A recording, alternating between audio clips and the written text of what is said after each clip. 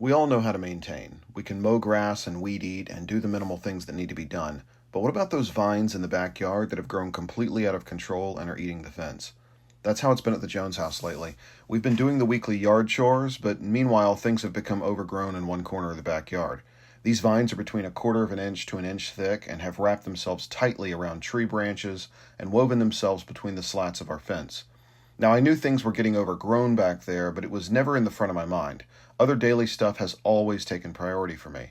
Sometimes, though, it just takes your wife saying, "Are you going to do something about that?" for you to finally notice the problem. Now, the last thing I want is her flinging around a machete and a sawzall because that will result in doctor's bills and missing fingers. So I decided to look into it, and when I finally investigated the problem closely, I discovered just how tangled and chaotic things had become. Hence, one day when the heat and humidity were, of course, incredibly high, I found an opening in my schedule and the motivation to finally go after the problem. Predictably, it was way worse than I thought, and it took hours to remove the overgrowth and get the vines out of the fence. By the end, I had a huge trailer load full of brush. In a couple of places in Scripture, there's a motif of gardens or vineyards that have to be kept up or else they'll grow out of control. Sometimes, like in Isaiah 5, the vineyard refers to the people's relationship with God that has gone sour. In other places, like the Song of Songs, the vineyard can be metaphorical for marriage. Following the Bible's lead, let's just focus on these two.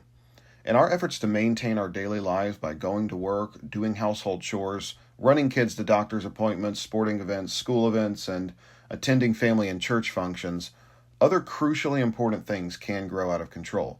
We're really good at patting ourselves on the back for getting all of the surface level stuff done, but we know in our heart of hearts when vines are growing around our soul. Spiritual neglect is most sinister when we are busy doing other good things we have to do. The same can go for neglect within our marriages. Daily stuff that we've got to get done is the ultimate excuse for not sufficiently attending to the heart and needs of our spouse. So allow me to just take the role of my wife here for a second and say, are you going to do something about that? Because before you know it, little trees will start springing up and you'll have a whole forest of a problem. We have to just get up and deal with it. Just schedule time with the Lord and time with your spouse, but beware that things may have become overgrown so much that you find problems you didn't realize were there. In other words, it may not feel natural at first to attend to partly neglected relationships. That's normal.